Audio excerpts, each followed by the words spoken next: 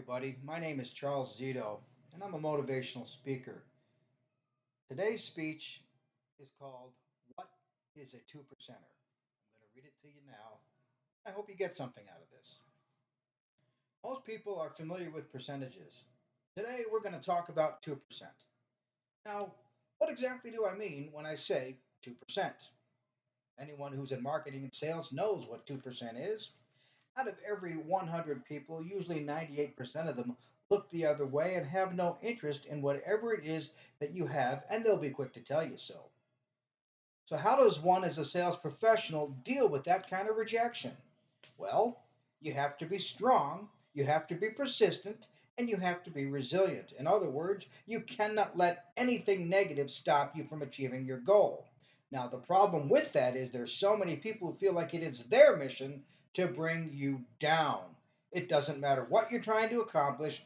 All they want to do is make sure it never happens so they can get that much needed ego boost that they so desperately need. As a sales professional, this can be challenging. So many people really are just not interested, regardless of what it is you have, that all they see is someone trying to sell me something and nothing more. So they put up this huge wall. I call that the wall of resistance. I've been in marketing and sales most of my life, and I've encountered this for most of my life. You cannot let anything like this stop you from achieving your goals. And I will tell you this, it will not be easy to achieve, and only the strong survive. You could have the best products on the planet, and most people could care less about it. It doesn't matter what you do, why you do it, how you do it, when you do it, or where you do it. Most people do not care, and it stops right there and then. Now, this is when you have to step outside the box and realize one very important thing. You are not a 98 percenter. You are a 2 percenter. 2 percenters are the ones who do not let anything stop them. They do not let anything get in their way, regardless of what it might be. Usually, it's a negative, closed minded, pessimistic naysayer whose job in their mindset is just one thing: to bring your project, regardless of what it is, down. And they will be just as persistent as you are with bringing the idea down when you're the one who is just trying their best to make the idea come to fruition. Now, when you're in sales, you will encounter this time and time again. You cannot let that stop you because only the strong survive. I never thought in a million years I'd be doing this in front of an audience, telling my story and getting paid to be a motivational speaker. The more I thought about becoming one, the more it made sense. Now, why is that?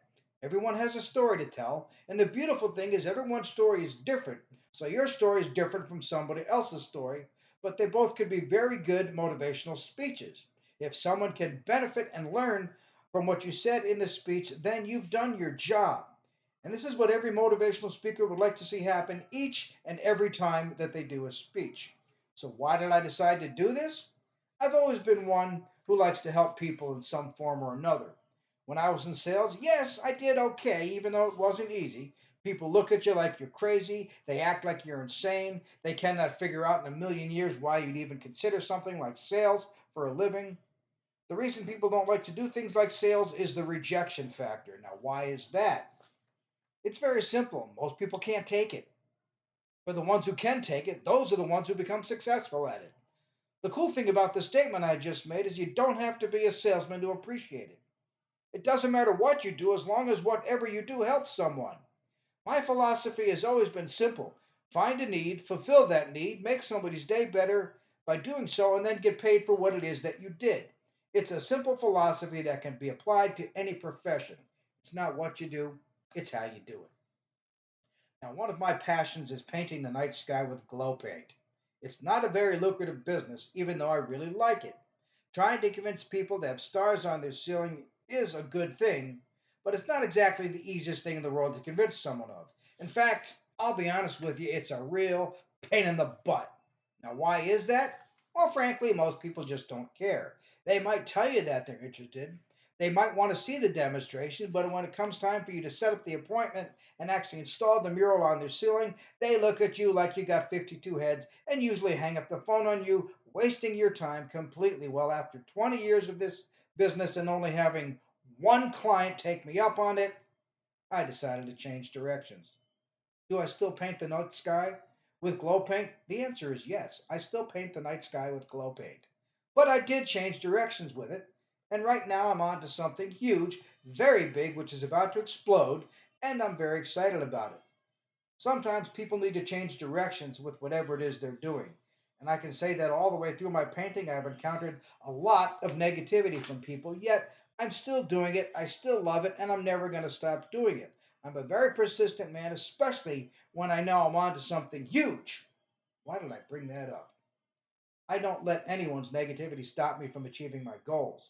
When somebody tries to say a bunch of negative statements at me about what I'm trying to accomplish, I come back with more positive statements each and every time. The more they persist with their negativity, the more I persist with my positive affirmations. I will not let anyone's negativity get in the way of my success, even though they're going to relentlessly try to stop whatever it is I'm trying to do.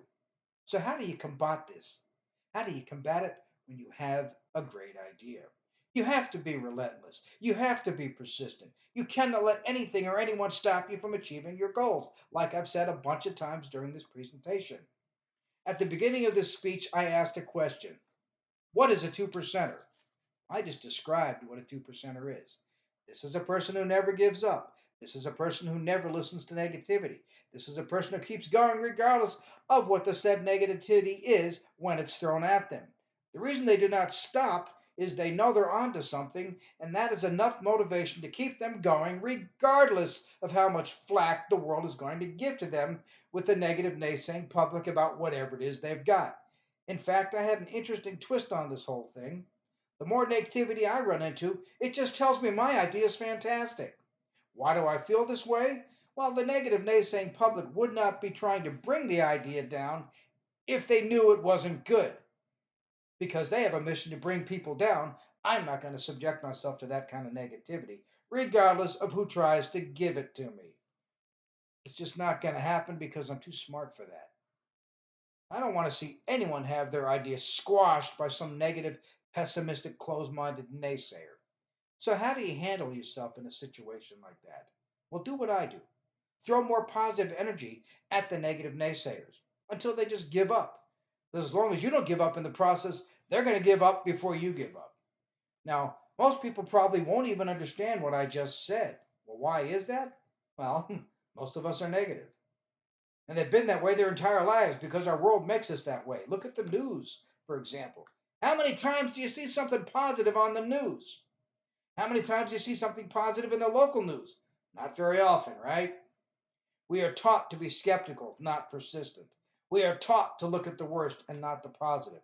In other words, our society pre programs us for negativity because there's so much of us around here, and everywhere we go, they want us to be ready. But you have a choice to be positive or negative.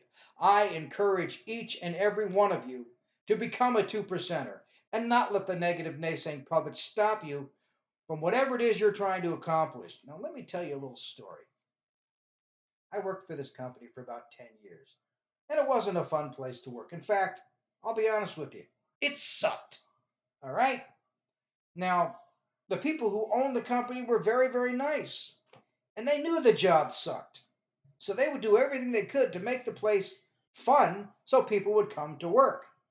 The funny thing is, it worked. This company was very open minded, and they liked to have a contest to keep the sales force motivated, and that's where I got an idea. Years ago, I had a wholesale business with a catalog with 3,000 products in it. When I first joined the company, I was presented with a bunch of training materials, which I still have today and never got rid of. And this training material, I found out a special type of marketing called premium and promotional marketing. What does that mean? It means the company gives away a product as an incentive to get you to buy something. The magazine room that I was working in was charging about $900 for a 6 year magazine subscription, which boiled down to about $2 and some change every week. In order to get the clients to say yes, they had to sweeten the deal and give them something when they said yes. They had to get this item from someone, and that's where I come in. In this case, the company was giving away an inexpensive camera. It was a 35 millimeter camera that cost the company $3.50 wholesale. In my case, I had a brand name product that did more and cost much less. It was $1.25.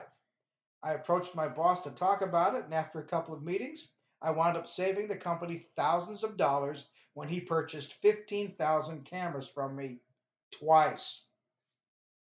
I wouldn't have done any of that had I been a negative, Nick saying pessimistic, closed minded 98 percenter like 98% of our world is. Don't let anything stop you from your goals, regardless of what it might be, or regardless of how people treat you and get you to stop doing whatever it is you've been doing. I've been dealing with that my entire life. And at one point, I even felt like anything that came out of my mouth was going to be instantly destroyed as soon as somebody else found out about it. I still feel that way today, but I did change the way I do things.